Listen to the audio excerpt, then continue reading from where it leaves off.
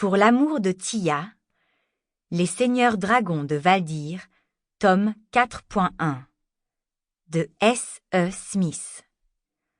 Lu par Amandine Vincent pour Chirodio. Chapitre 1. Tia soupira, tandis qu'elle faisait courir ses doigts délicats sur la surface lisse du volumen. Elle fixa avec des yeux vides les illustrations complexes et les symboles, décrivant avec précision chaque légende.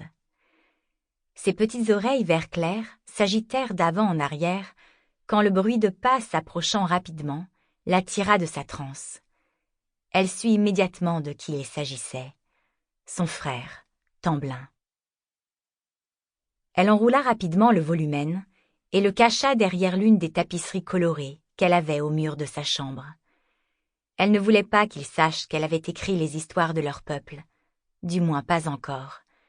Il serait très inquiet s'il le savait, et il deviendrait encore plus protecteur avec elle.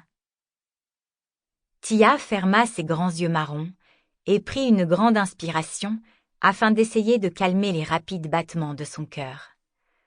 Tous les 3 battements, il s'arrêtait, et elle était terrifiée à l'idée qu'il ne redémarre pas.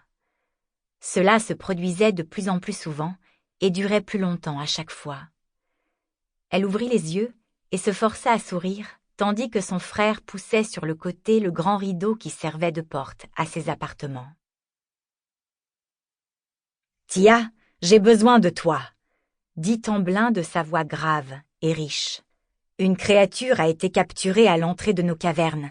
Elle est très grande et a l'air étrange. » Tia secoua la tête et fronça les sourcils. « Pourquoi as-tu besoin de moi ?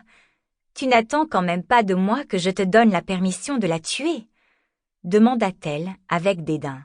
« Tu n'as jamais pris la peine de me demander auparavant, » fit-elle remarquer, lui rappelant les fois où une créature inconnue s'était aventurée dans leur domaine, seulement pour être tuée, après quelques instants, par les gardiens de la caverne, 2 énormes bêtes-garous avec de la salive empoisonnée et de la fourrure ressemblant à de la barbe. Tamblin la regarda avant de redresser ses larges épaules. Même s'il faisait à peine 30 centimètres de haut, il était quand même plus grand que la plupart des habitants de Paillette. En tant que leur dirigeant, il gardait le royaume et son peuple avec un instinct de protection féroce que Tia savait qu'elle devrait apprécier davantage. Un petit soupir lui échappa.